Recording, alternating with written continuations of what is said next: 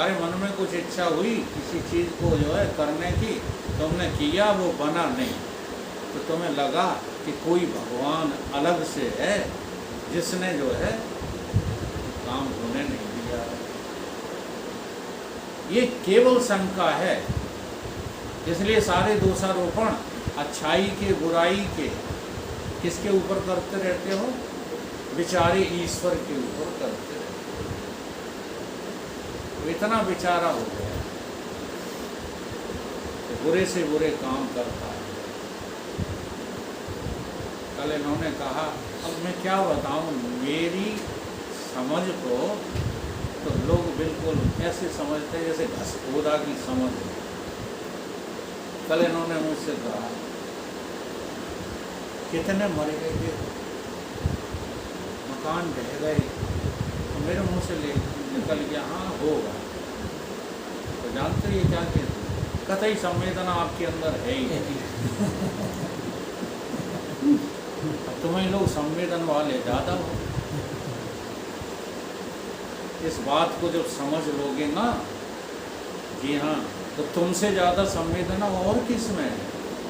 तुम्हारी संवेदनाएं तो नकली हैं, तुम उन्हें बचा सकते हो, हाय हाय तो कर सकते हो, रो तो सकते हो, गालियां सरकार को दे सकते हो, भगवान को गाली देने लगोगे, लेकिन ये कहना बहुत मुश्किल है कि यार क्यों परेशान हो, आज तक कहीं कुछ हुआ नहीं। ये कहने की हिम्मत है? तो बोलो संवेदनशील हम ज़्यादा हैं या तुम ज़्यादा हो? अब बात वही है कि तुम्हें अनुभव नहीं हुआ तो तुम्हें लगता है कि इनको भी अनुभव कुछ नहीं, यदि पढ़ आगे बोला करो। भाई साहब, जिस समय हाँ जिस तत्व की चर्चा हो रही, अनुभव हो जाएगा, ये दुनिया नाम की कोई चीज़ है ही नहीं। फिर ये तर्क नहीं चलेंगे, दुनिया नहीं है तो खाओ नहीं, दुनिया नहीं है तो लैट्रिन न जाओ, दुनिया नहीं है तो सो मत, दुनिया नहीं है तो जगो मत, दुनिया नहीं है तो मोबाइल मत देखो, दुनिया नहीं है, जाने क्या क्या शर्तें लगाते रहो। केवल समझ बदलनी है और कुछ भी संसार में नहीं बदलना। समझ बदल गई तो तुम अलौकिक करनी करने वाले हो। समझ रहे हो जगदीश? हाँ, अलौकिक करनी का अर्थ ये नहीं है कि जैसे तुम जो है 2-4 बच्चे पैदा करते हो, वो अलौकिक भगवान हजारों बच्चे पैदा करता है। ये सब दुनिया उसी ने पैदा की है, ये अलौकिक करनी नहीं। अलौकिक करनी तो ये है कि दुनिया नाम की कोई चीज़ पैदा ही नहीं की, ये वो जानता है जो अलौकिक है। ये है अलौकिकता की परवाह। हम तो वही लगाते रहते हैं जो हम जानते हैं। अतः उपनिषद का मूल प्रश्न है कि अध्यात्म में अधिदेव देवतागण या उनका भी नियंता ईश्वर ये अलग अलग हैं कि एक ही है? देवी देवता और इन देवी देवताओं का पैदा करने वाला ईश्वर, हाँ, उपजय जास वंश तय नाम, और जीव ये एक ही है या अलग अलग है? बड़ी जल्दी कह देते एक ही। अनुभव अभी तक रत्ती भर नहीं हुआ। जीव और इंद्रिय का ही अनुभव करके देख लो, ईश्वर का बाद में करना। जीव और इंद्रिय अलग अलग हैं कि एक ही है? क्या लगता है? आंखों में दर्द हो रहा है, ये कौन अनुभव कर रहा है? जीव कर रहा है अनुभव। तो वो जीव ही आंख है, क्या ऐसा अनुभव हो रहा है? आंख नाम की कोई चीज है नहीं। ऐसा नहीं है कि ज्ञानी को दर्द नहीं होता, ज्ञानी को भूख नहीं लगती, प्यास नहीं लगती, सब लगता है। केवल अनुभूति होती है ज्ञानी को कि ये सब मुझसे पृथक है ही नहीं।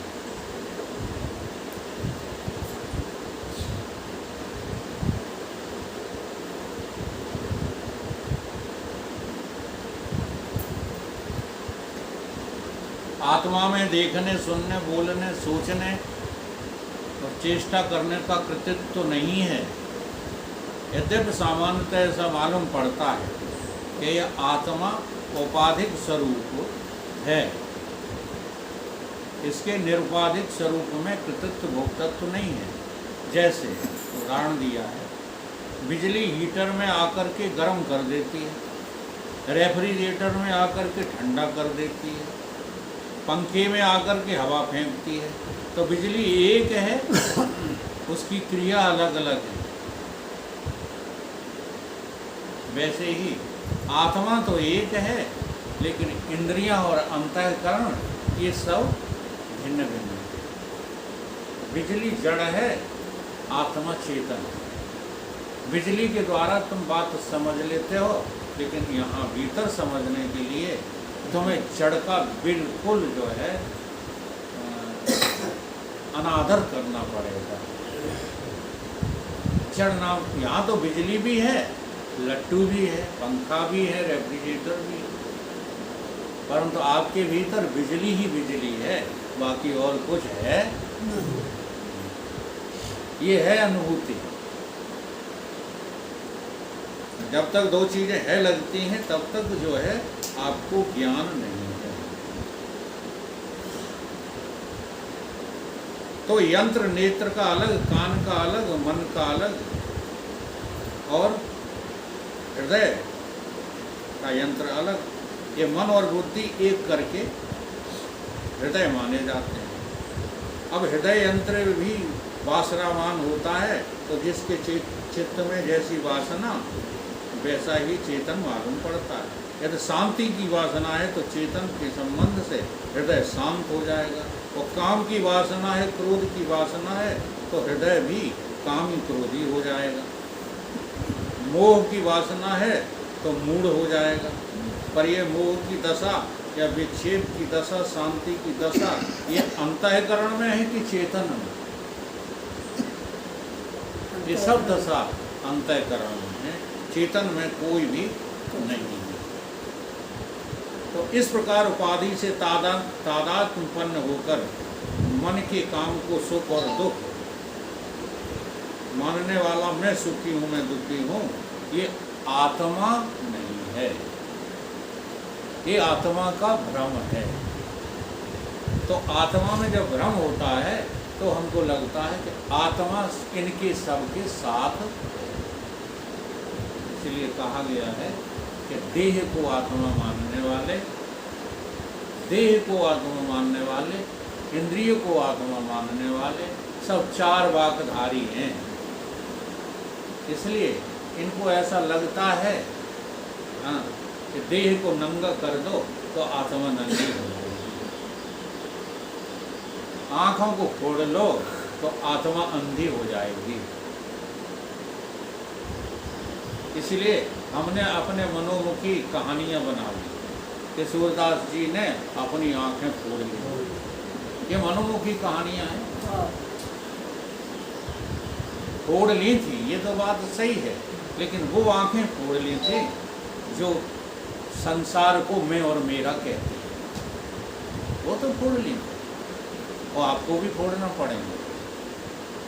जिन आँखों से संसार में मैं पना, मेरा पना दिखता है, वो आँख ही गंदी है, आँख ही मोतिया बिंदु वाली है, इनका तो ऑपरेशन कराना ही पड़ेगा।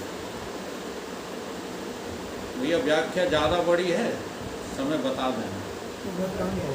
हैं?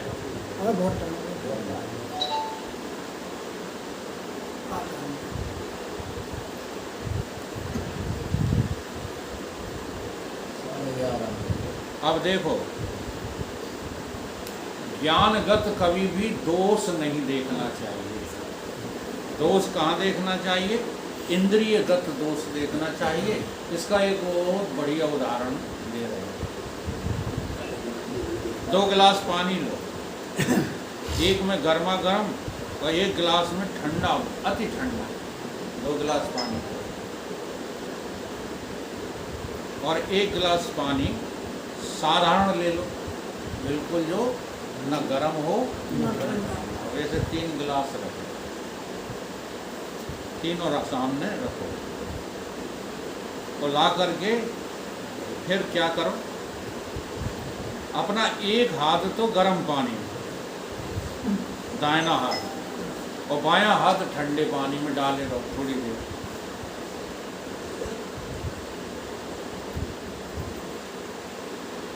तो पता लगाओ, गरम में डाला तो गरम गरम हाथ में गर्मी लग रही है कि नहीं, और ठंडे में डाला तो उसमें ठंडी लग रही है कि नहीं, लग रही है।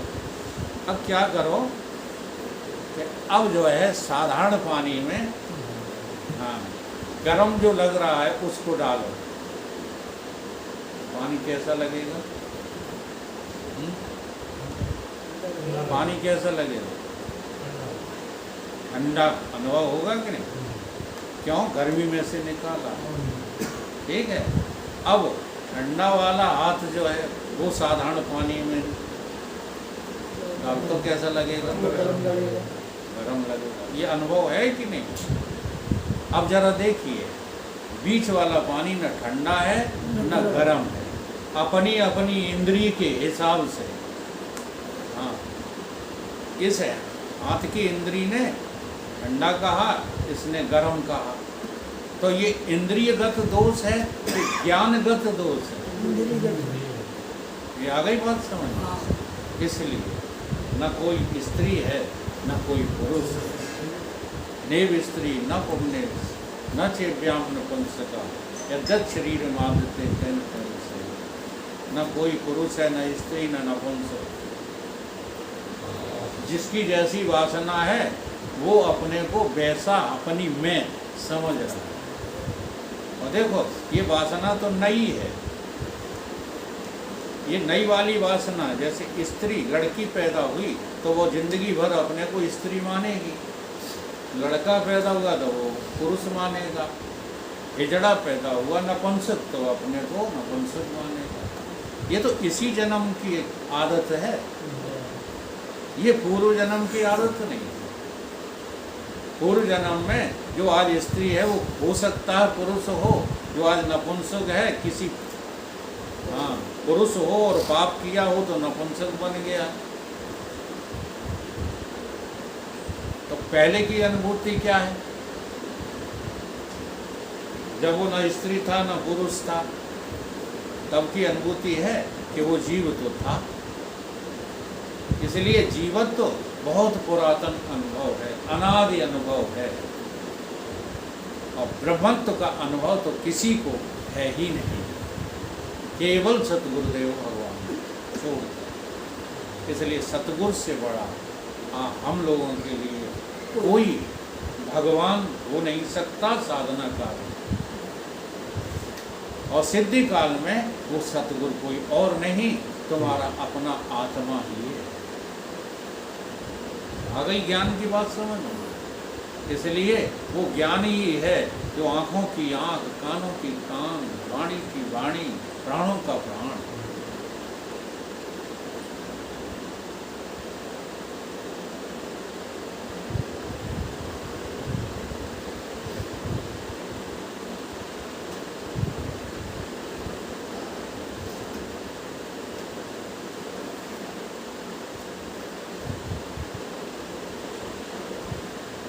अब जो है इस श्लोक का अर्धाली जो है रह गई, वो क्या है? धीरा अतम उच्च धीरा प्रेत्य अस्मात् लोकात् अमृता भवन्ति। अतिमुच्च धीरा प्रेत्य अस्मान् लोकात् अमृता भवन्ति। अतिमुच्च का अर्थ क्या है? पहले असंबंध का चिंतन करो। अतिमुच्च धीरा, आप धीर पुरुष नहीं हो, भ्रम भले बनाए रहोगे हम तो बड़े धीरवान हैं, सह लेते हैं, चाहे कोई गाली दे जाए, है ना, चाहे कोई अपशब्द बोल जाए, कोई थपड़ना भी दे जाए तो भी हम सह ले, हम बड़े धैर्यवान हैं। श्रुति उसको धैर्यवान नहीं कहती, श्रुति उसको धैर्यवान कहती है जो उस तत्व का चिंतन करता है, इस तत्व का जिसमें कोई इंद्रियां नहीं है, जिसमें कोई मन नहीं है, कोई प्राण नहीं है, उस तत्व का चिंतन करने वाले को धीर पुरुष कहा है। किसने? हमारे शास्त्रों में। इसलिए होश मत गंवा बैठो, हर चीज का अभिमान पाले रहते हैं। हम बहुत सहन करते हैं। क्या सहन करते हो? कभी चिंतन करते हो कि संसार नाम की कोई चीज है नहीं? तो धीर पुरुष किसको कहा है? जो उस तत्व का चिंतन करना प्रारंभ कर देते, वो है धीर पुरुष। जो संसार की वासनाओं की चिंतन करते रहते हैं, वो धीर पुरुष नहीं। पहले असंबंध का चिंतन करो, जिसका किसी से संबंध नहीं है उसके बारे में सोचना प्रारंभ करो, तो धीर पुरुष। हमारे एक वेदांती हैं, वे कहते हैं कि महाराज हमने ठीक ठीक ब्रह्म ज्ञान प्राप्त कर लिया। बोले अच्छा, क्या ब्रह्म ज्ञान प्राप्त किया? बोले कि ईश्वर है ही नहीं। ये वृंदावन वाले खंडानंद जी का प्रसंग है। उनके सामने एक आ गया, उन्होंने कि ईश्वर है ही नहीं, हम वेदांती हैं। तो बोले धन्यवाद। महाराज जी क्या बोले? धन्यवाद। फिर बोले जीव है ही नहीं महाराज। अपन लोग उसी कैटेगरी के हैं। कछु नहीं है कि वासना नहीं छोड़ पा रहे। बोले ईश्वर नहीं है, जीव है ही नहीं। बोले धन्यवाद। बोले महाराज स्वर्ग नर्क भी नहीं है, पुनर्जन्म भी नहीं है। शरीर के साथ आत्मा पैदा हुई और शरीर के साथ ही मर जाएगी। ये मोहम्मदन लोगों का यही धर्म है कि शरीर के साथ आत्मा दबी रहती है, फिर उनके वो कौन आते हैं? खुदा करीम। हाँ, खुदा अल्लाह करीम आते हैं, फिर सोई हुई रूहों को जगा करके किसी को जन्नत भेजते हैं, किसी को जहन्नम भेजते हैं। ये उन्हीं का संप्रदाय है। नंबर 1 के उल्लू हैं सब। हाँ, फिर हीरे मिले नहीं वहाँ। बोले पुनर्जन्म भी नहीं है महाराज, शरीर के साथ आत्मा पैदा हुई है और मर जाएगी। और ये कह करके कि हम तो दिन भर ताश खेलते हैं। क्या करते हैं? ब्रह्म है, जान गए ना। अब क्या करते हैं? दिन भर ताश खेलते हैं। एक बार रणवीर भाई साहब की शिकायत उनके बच्चों ने की कि ये इतना वेदांत बोलते हैं भाई साहब, और ये ताश नहीं छोड़ रहे। तो मैंने एक दिन उन्हें बहुत गंभीरता के साथ समझाया, मैंने इसका बहुत गलत प्रभाव पड़ रहा है। बोले वकील साहब आप तो जानते हैं, हम तो जानते हैं, ये तो नहीं जानते, इसलिए ताश खेलना बंद कर दो। माना हो या ना माना हो, लेकिन हामी भर ली थी उन्होंने। दिन भर ताश खेलते रहते हैं, शराब पीते रहते हैं। अब देख लेना, ऐसे ब्रह्मज्ञानी तो नहीं बन गए। व्यवचार करते रहते हैं और कहते हैं कि मैंने वेदांत को ठीक ढंग से समझ लिया। अब ये जो कहा गया है ताश खेलना, शराब पीना, जुआ खेलना, तो ये मत समझ लेना कि तुम उनमें नहीं हो, तुम भी जुआ में लगे हुए हो। घुस कर दो, तुमने भी शराब वासना की पी रखी है। जी हाँ, तुम भी जो है क्या है वो, मैं दोहा बोलता हूँ, तुलसी नार गरीब की अपनी कहे न कोई, वो हर पत्नी अपनी कहो तो काहे न चोरी होए। चोर भी हैं आप, दिन रात चोरी में लगे पड़े हो, किसको पत्नी कह रहे हो? हाड़मास को ही तो कह रहे हो, तो चोर नहीं हो। देख लो भाई, महापुरुष ऐसे उदाहरणों को लेते हैं कि तुम्हें बुरा न लगे। शराबी ले लिया, ज्वारी ले लिया, चोर ले लिया, लेकिन वो सारे लक्षण अभी हम ही में हैं। इसलिए ये सब छोड़ो, इनसे जो है परमात्मा नहीं मिलेगा। इनमें मन लगाए हो तो परमात्मा मिलने वाला नहीं है।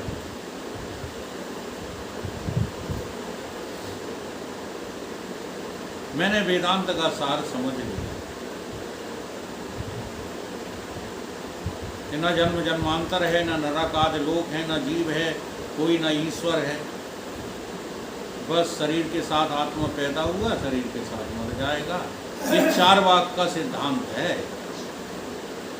और जहाँ भी ऐसे सांप्रदायिक लोग मिलें, उनका भूल के भी प्रशंसा न करो, उनकी अनुकरण न करो।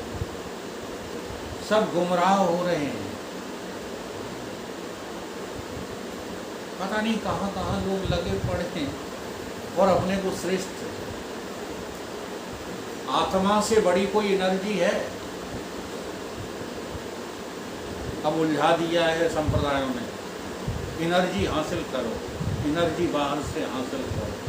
अब एनर्जी बाहर से धरी है। ये एनर्जी का भंडार तो तुम्हारा अपना स्वरूप है, उसको जानने के लिए कहा जा रहा है। एनर्जी कहीं से हासिल करने को नहीं कहा जा रहा। लगे पड़े रहते हैं लोग।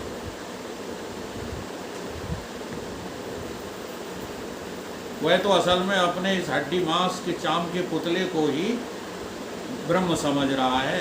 ये वेदांत नहीं हुआ, ये तो वेदांत की छाया भी नहीं हुई, ये तो चारवाक नास्तिक सिद्धांत हुआ। तो पहले पंचभूत समष्टि और व्यष्टि,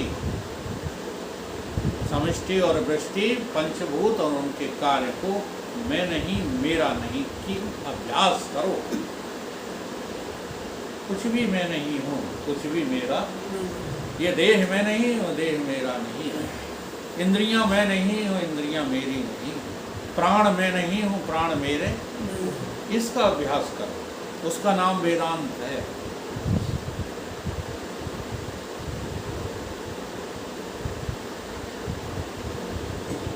इसी का नाम धीर पुरुष है। जो धीर पुरुष हैं वो जब अकेले में बैठते हैं तो ये चिंतन करते हैं। और अधीर पुरुष होते हैं, अकेले में बैठ करके गुणा भाग लगाते हैं। कल कितने ग्राहक आए, आज कितने जो है फायदा हुए, कल कहाँ जाना है, परसों क्या करना। ये धीर पुरुष नहीं होते। अपने घर गृहस्थी के कामों को सफलतापूर्वक संभाल लेना धीरता नहीं, वीरता नहीं। देखो यहीं भूले हैं सब लोग कि नहीं। जिनकी गृहस्थी चल रही है, मौज मस्ती है, नहीं अरे उसने तो कमाल कर अपनी गृहस्थी को कैसे चला लिया, बड़ा धीर पुरुष है। शास्त्र इनकार करते हैं, वो तो धीर नहीं अधीर है, वो तो सो रहा है। वही धीर है, वही सूर है। कौन है? वही धीर है, वही सूर है। अपने स्वरूप का विवेक करके। अति मुख्य माने अध्यास का परित्याग करो। अति मुख्य धीरा शब्द की व्याख्या चल रही है।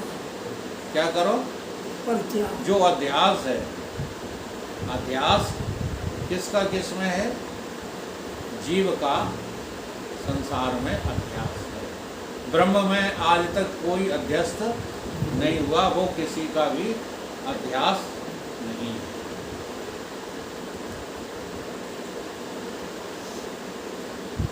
परछिन्न रूप में रहने वाली किसी चीज में जो मैंपना हो गया, उसको अपनी अपरिच्छिन्नता के ज्ञान से काट देना, ये वेदांत का सिद्धांत है।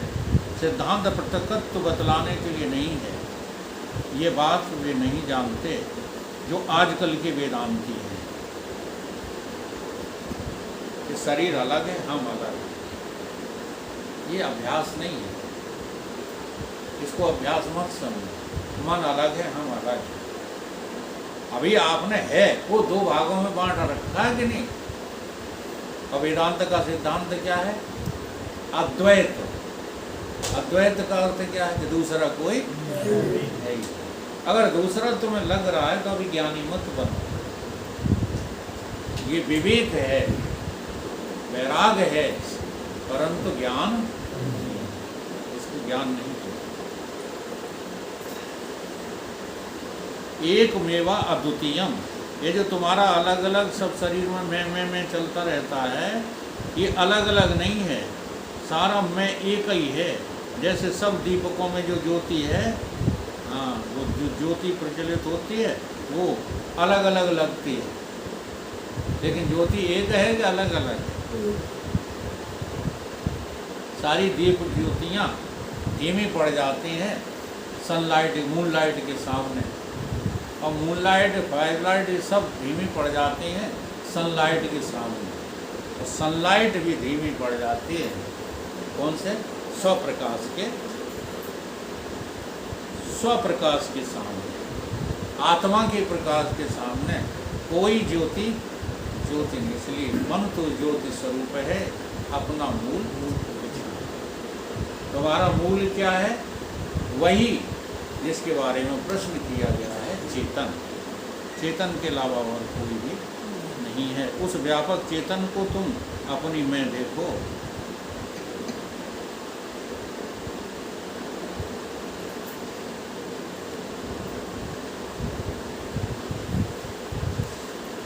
चलो एक सिद्धांत और समझाते हैं। जैसे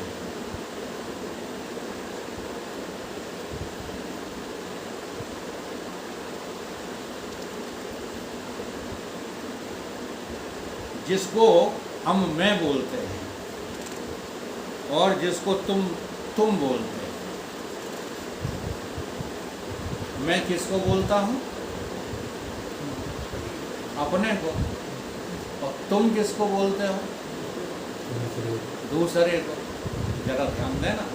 अब मैंने समझाया तो कई बार है, लेकिन इसमें दूसरे तरीके से समझाया गया है। तरीका वही बढ़िया है जो हमने समझाया। तुम्हारा नाम मैं और मेरा नाम तुम। तुम्हारा नाम क्या है? मैं और मेरा नाम तुम। अब बताओ, तुम उल्लू के हम, बोलो। अब जो कुछ भी कहोगे क्या निकलोगे? मैं ही निकलेगा। इसलिए जिसको तुम बोलते हो वो देह, इंद्रियां, चिदाभास, प्राण आदि को बाध करके तुम बोला जाता है, और मैं भी उसी से बोला जाता है। इसलिए जो तू है वही मैं है, जो मैं है वही तू है।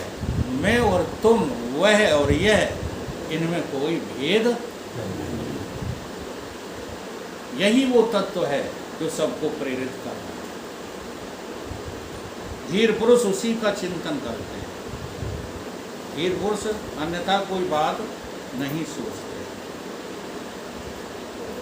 संसार में लड़ाई स्वार्थ की है, लड़ाई सुख की है। हम ज़्यादा सुखी हैं, तुम कम सुखी हो। अब भेद है वो स्वार्थ का है। भेद जो है वो भोग का है। संसार में हिंसा जितनी भी है, समझो वो क्या काय के लिए है? धन से सबसे ज़्यादा धन की बड़ी छोटे होने के लिए है। और 2 नंबर की लड़ाई भोग के लिए है। 3 नंबर की लड़ाई धर्म के लिए है, संप्रदाय के लिए है। और 4 नंबर की लड़ाई विचार के लिए है, मोक्ष के लिए है। तो बोलो कौन सी लड़ाई तुम्हें पसंद है? हाँ? अगर लड़ना है तो केवल मोक्ष के लिए लड़ो। बाकी इस संसार में द्वंद्व ठीक नहीं है। क्यों? क्योंकि संसार है ही नहीं। संसार में कोई तुम्हारा है ही नहीं। शांति की स्थापना कहाँ गए? वेदांत से होगी। ठीक है, तुम्हारा वेदांत नहीं चलेगा नहीं समाज में। बुद्धि सड़ गई है तुम्हारी। वेदांत से ही समाज चला करते हैं। ब्रह्म विद्या से ही ब्रह्मांड चला करता है। ब्रह्मा विष्णु महेश भी ब्रह्म विद्या से चल रहे हैं, परंतु बात कोई समझने ही नहीं चाहता। इसलिए कहीं भी चर्चा हो रही हो, हम थोड़ा हिम्मत भी जुटाते हैं। इनके पास औरतें ज़्यादा आती हैं, तो मैं कभी कभी सोचता हूँ कि इनको समझाऊँ कि क्यों इतनी दुखी हो, क्यों इतनी पीड़ित हो, बुढ़ापे में लंगड़ाए रही हैं, भज रही हैं, दौलत कमाए रही हैं। क्या बुद्धि खराब है? कहना चाहता हूँ, परंतु एक डर घुसा रहता है कि आना जाना और बंद कर दो। बात तो मेरी समझेंगी नहीं। क्या करेंगे? बंद ही कर व्यवहार खत्म कर। भैया उनके यहाँ जाओ तो वकील साहब अकड़ के दौड़ते हैं, जहाँ देखो वहाँ हम ऐसे ही बदनाम है। सवई बंद कराते, सवई बंद करा चाहते क्या काम चल रहा है? हकीकत है। उसकी बात तो सही। हाँ मगर तुम परेशान हो, अगर तुम्हें मेहनत करनी है तो केवल मुक्ति के लिए करो, उसी के लिए तुम मनुष्य बने हो। और जो तमाम दुनिया की खुरापातें कर रखी हैं इनके लिए मनुष्य नहीं बने हो। यही बात नहीं समझ में आ रही। मोक्ष के लिए सब कुछ होता है, मोक्ष में भी विवाद होता है आपस में, वही है लक्ष्मण परशुराम संवाद मोक्ष के लिए। जहाँ सत्य का साक्षात्कार है वहाँ न अर्थ के लिए लड़ाई है, न भोग के लिए लड़ाई है, न मजहब के लिए, न संप्रदाय के लिए, वहाँ किसी अन्य चीज़ के लिए लड़ाई नहीं है। ऐसा ऊंचा दृष्टिकोण बनाओ। जब ऐसा ऊंचा दृष्टिकोण आपका बन जाएगा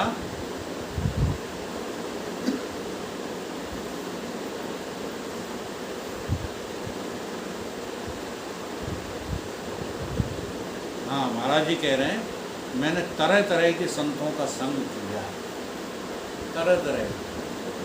तो कोई एक संत के पास में गया तो उन्होंने एक बात सुनाई। अब वह कहानी हम समझते हैं कि झूठ ही होगी, लेकिन उसमें जो तत्व है वह ग्रहण करने योग्य है। कहानी यह है कि बीरबल के एक लड़की थी, बड़ी सुंदर थी, और बादशाह अकबर उस पर मुग्ध हो गया। तो बादशाह ने क्या किया, बीरबल को कहीं बाहर विदेश भेज दिया, कहीं बाहर, और लड़की के पास खबर भेजी कि तुम यहाँ मेरी राजधानी में आ जाओ। लड़की ने कहलाया कि हमारे पिताजी बाहर गए हुए हैं, इसलिए आप ही हमारे घर चले आओ, हम तो नहीं आ सकते। आप मेरे घर आ जाइए, मैं आपकी सेवा खुशामद इबादत करूँगी। अब जब बादशाह उसके घर पधारे तो उसने तरह तरह की प्लेटें सजा करके तथा तरह तरह के रुमालों से उन्हें ढक करके बादशाह के स्वागत में उनके सामने पेश किया, क्योंकि वो बादशाह की नीयत को समझ चुकी थी। बादशाह ने एक प्लेट का रुमाल हटाया तो देखा तो उसमें कुछ पीला पीला रखा है। उठाकर उसको मुंह से लगाया हुआ नींबू था, उस पर पीला रंग जो है लगा दिया गया था, इसलिए पीला पीला प्लेट लग रहा था। फिर दूसरी प्लेट में उठाया, उसका रंग लाल था, चखा तो वो भी नींबू था, लेकिन प्लेट लाल लग रही थी, स्वाद नींबू का था। दूसरी प्लेट, तीसरी में जो है हरा रंग, चखा तो वो भी नींबू था, स्वाद सब में नींबू का था। अब महाराज 5-10 प्लेटें उन्होंने देखी, चखी, उसमें नींबू, सब में स्वाद एक ही रस। पूछा ये क्या मजाक है? बादशाह ने कहा ये क्या मजाक है? वह तो बीरबल की बेटी थी, जैसे साधारण आदमी की तो थी। हाँ, तो हमारे बेटी बेटा भी किधर भाग रहे हैं, देख लो। बीरबल का उदाहरण है, इस बात में बहुत प्रचलित है कि बीरबल अकेले नहीं, उनके बेटा बेटी पत्नी सब बीरबल की दिमाग के थे। हमने अपने बच्चों को दो दिमाग दिया है, उसको अच्छा मानते हो? भोग के दिमाग दे दिए हैं, बस बच्चे भाग रहे हैं, पैसा पैसा पैसा। परमात्मा के लिए पैदा हुए हैं बच्चे, वो लगा कहाँ दिए? तबाही हो रही है, तबाही। उस तबाही से डरते हो जो सुनाली आता है, उस प्रलय से डरते हो। यहाँ तबाही हुई जा रही है, इसकी चिंता। तो उस जो है, हाँ, नींबू सब में एक ही स्वाद। पूछा ये क्या मजाक है? बीरबल की बेटी थी, उसने कहा जा बना, संसार की सब स्त्रियां एक ही जैसी होती हैं। क्या होती है? सबके भीतर एक ही मसाला है। यह जो आपका जो है ख्याल है कि एक स्त्री दूसरे स्त्री से भिन्न है, वो बिल्कुल गलत ख्याल है। इसलिए अपनी वासना को संभालिए, हम आपकी बेटी हैं। हाँ, बीरबल आपके सहोदर हैं। बीरबल उसको जो है बिल्कुल दिमाग जो है सही हो गया बादशाह। ऐसी ऐसी हमारे यहाँ बेटियाँ हुई, नहीं तो बादशाही देकर हार पे घर जाओ। चलो बादशाह के पास खजाने हैं, ठीक कर दिया उसने। उन्होंने कहा सारी स्त्रियां एक हैं, सबका स्वाद एक है। अरे भाई अलग, कोई गोरी है, कोई काली है, कोई गेहुआ है, कोई पीली है, नहीं स्त्री तो एक ही है। इस संबंध में आपकी धारणा बिल्कुल गलत है। मैं आपकी बेटी हूँ। अब तो बादशाह के ऊपर जैसे किसी ने 100 घड़ा बर्फ का पानी डाल दिया। दृष्टांत ये है, सिद्धांत ये है कि इंद्रियां, मन, प्राण आदि ये सब सबके एक जैसे ही हैं, किसी में कोई फर्क नहीं है। केवल इसमें जो एक तत्व आत्मा है वही पाने योग्य है, बाकी तो सब के सब त्याज्य हैं, त्याज्य हैं। इनको जो है तजो और उस तत्व को पाओ जिसमें ये सब अध्यस्त रहते हैं। अब ऐसा तत्व जो है मिलता किसको है? पेट अस्मात् लोकत अमृता भुंजते। जो मरने से पहले इस तत्व के बारे में विचार कर लेते हैं, मनन कर लेते हैं, सत्संग कर लेते हैं, उनको ही ये तत्व प्राप्त होता है। इसे श्लोक कह रहा है कि मृत्यु से पूर्व जो इस तत्व को पा जाते हैं वो मरने के बाद फिर कभी इस संसार में जन्मते। तो इस श्लोक में उसी परम तत्व चेतन आत्मा को ही बताया है कि वही सबको प्रेरित प्रेषित करता है। करता है का मतलब कुछ करता नहीं है, ये बात समझाई गई है। तुम उस जो है अगर आशय से लोगे अर्थ तो फिर तुम क्या हो जाओगे? पराधीन हो। इसलिए वो चेतन तत्व कुछ करता नहीं है, लेकिन उसके बिना संसार में कहीं कुछ होता भी। बोलिए सतगुरुदेव।